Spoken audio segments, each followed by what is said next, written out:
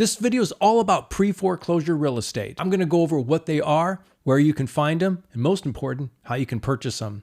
It's all coming up. Stay tuned. Hi, this is Warren Oberholser. The last 5 to 6 videos I posted have been on residential real estate investment opportunities, from bank-owned or REO properties to short sales. This video is about pre-foreclosure properties. Before we start, I want to recommend when you finish this video, go and watch my foreclosure and short sale videos. It will give you a better and complete understanding of the foreclosure process. Foreclosure is a legal process. It's handled in stages or phases. The first phase of the foreclosure process is pre-foreclosure. This occurs when the homeowner has stopped paying their mortgage payment for 90 days or more. When this happens, the lender will automatically file a note of default on the property and will send the homeowner a letter stating that this has happened. This filing or notice that the bank files is a public record, so it can be viewed by anybody. When this happens, the lender will reach out to the homeowner via letters, they may call them as well, and say, hey,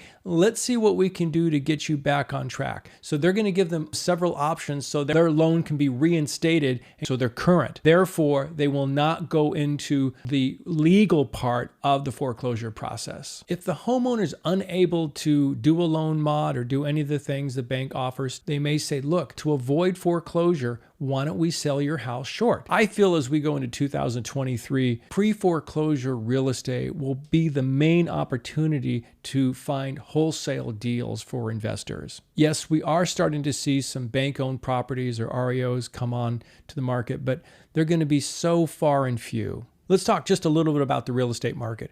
A normal market will have active inventory up to 4 to 5 months. When I posted my video a month ago from the National Association of Realtor stats on June's activity, the active inventory has gone up, but it's just now about 3 months. Keep in mind, real estate is hyperlocal. I'm located in Northern California, San Francisco region, more specifically in the East Bay Tri-Valley area. So where I'm located, again, in the Tri-Valley area, properties will stay on the market a little bit longer, and we do see some price drops. But if the property is priced accordingly and prepared properly, it usually will go pending within 10 to 15 days. And just looking at the active inventory this week and reaching out to a few listing agents for my buyers, I'm seeing multiple offers still. And coming in with contingencies released up front. I've talked a lot about this, so watch my other videos. But if they're financing, they've released the appraisal and the loan. And if there's prior inspections before going on the market,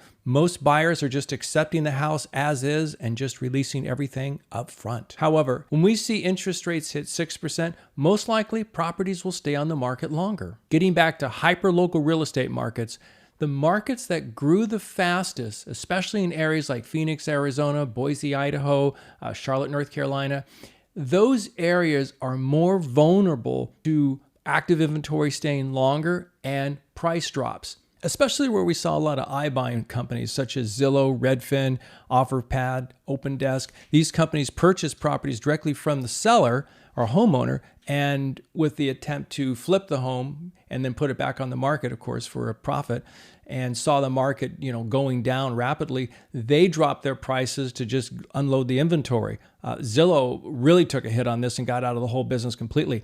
These markets will really see a drop. The CEO from Redfin, Greg Kelman, identifies some of these areas as the secondary markets, and particularly would be Boise, Idaho, and in my area, Northern California, it's the greater Sacramento area. There are several cities up here that have seen massive price growth since the pandemic. I feel the secondary market is the area to look at for pre-foreclosures. So let's take a minute and go over that now. All right, so I'm now on a website that has properties available to us that are in all different stages of the foreclosure process. This one is foreclosure.com. I've already done a few videos on it. I think it's a great website. It is something that you do pay for. You can start out with a trial week or so, and then of course there's a membership fee after that monthly. I think it's like $39 a month. It's, for the different sites that I've seen, it's probably the most inexpensive. It has a lot of neat features. It's easy to work with. They do have some tutorials there, so in case you have questions, you can, figure out how to do it. I do have a video I posted, I think it was last year, on how to use the website. It's pretty intuitive. So I'm right now in a city that's in the greater Sacramento area. There's several cities. I have numerous blogs on it. You go to my website, you'll find them all there. This one is Roseville. Roseville is a neat town. I've represented several buyers in the last couple of years for different reasons to buy up there. These are the people who either chose to find a property that was more available because it was newer, or they sold their property in the where I live in the Tri-Valley area, and they took their windfall or their proceeds and went up there and were able to buy more of a home. So I'm not saying we're going to see foreclosures up here, but in a secondary market, it's just more vulnerable if we do have an issue with the economy, which appears we might be going to a recession. These areas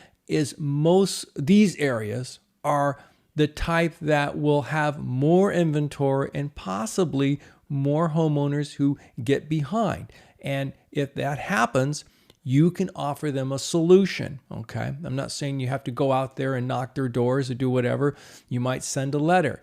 Whatever you do, it's important, whether you're a realtor or whether you're a just an investor, you find out what the appropriate protocol is for all the above, so that you don't have to ask for forgiveness. You want to get permission first before you do these things. So anyway, we're looking at a list here, and I just set it up so that I have to look over this monitor here. So the property types, I'm just leaving it to any and everything that comes over. So it could be a single family home, a condo, etc. As far as listing type, I've specified that I want pre-foreclosure, okay? And then as far as bath and bedrooms, I'm not going to mess with that. As far as pricing, I'm just going to start over here. I'm going to go minimal up to maximum. And so that would be this filter here. I have to read the smaller monitor. That should say from lowest to highest, if I got it right. Yeah, it does say that. The problem is when I'm looking straight ahead here, my camera is right in the middle of this monitor, so I have to kind of look elsewhere to find what I'm doing. So you can see here, we've got properties already. Now, when you see this EMV, that stands for Estimate Market Value. Understand, it's probably like a Zestimate. It's not a given. It's just saying that this house for this specific specs should go for this amount of money. So when you click into it, over here where it says View Property Details, you can see, they have some notes over here about if it was to rent, what it could rent for, and then down here they'll have a little picture as far as the satellite view, and you can see here in the stages of foreclosure, and we talked a lot about this. They're in the first phase, which is pre-foreclosure. Now you know what that means. That means they've had a note of default sent to the homeowner in a letter, and they filed it in the court. There's no auction because it's still in the pre-stages. And this has all the property information here, homeowner, etc. This is a public record, so I'm not going to read it, but you can just find it for whatever. And what you want to do is go through all this and make some notes. It shows you the loan, everything, the lender. So what you can do is save it. That way you can come back to it and revisit that property to see if it's still available if you want to reach out. So what this list tells me is in this town, Roseville, you have 61 properties that have already been sent out a note of default. Versus Pleasanton, the city I live in, which is in the Tri-Valley area, we're only seeing 10 pre-foreclosure homes. And I think that's interesting. I don't know if these will go into a short sale, just because I think there's a possibility the homeowner may work out a deal with the lender, as I talked about, especially since the CARES Act. That's something that they're going to be really aggressive with to help the homeowner stay in. And I think that's a good thing, right?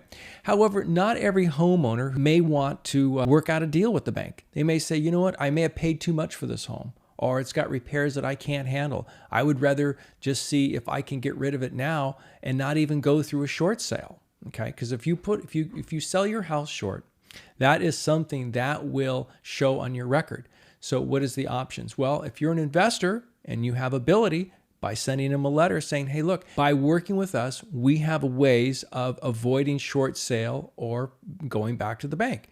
And that can be an opportunity. What can it be? Well, can you take over the loan? Some of these loans you can, some of them you can't, but that may be a possibility.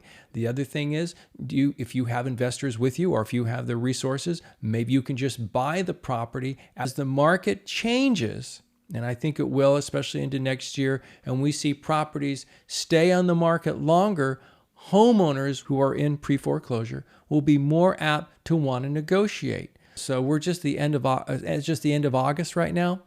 I think we're still early days on this. So the bottom line, I want you to start to do your research. Find a website you can work with. Foreclosure.com may be one. Work on where is the best area to start looking and someday buying. And hopefully that will get you started on your real estate journey on purchasing investment property. If you like this video, please give me a thumbs up, post your questions and comments down below. And if you haven't subscribed to my channel, consider doing so you don't miss anything. If you found this video interesting, please watch the short sale and foreclosure video that are coming up right about now. I go into a lot more detail on what I just talked about. So stay tuned. I have more helpful videos like this coming soon. Please reach out to me for any of your real estate questions or needs, and I wish you all the best on your home journey.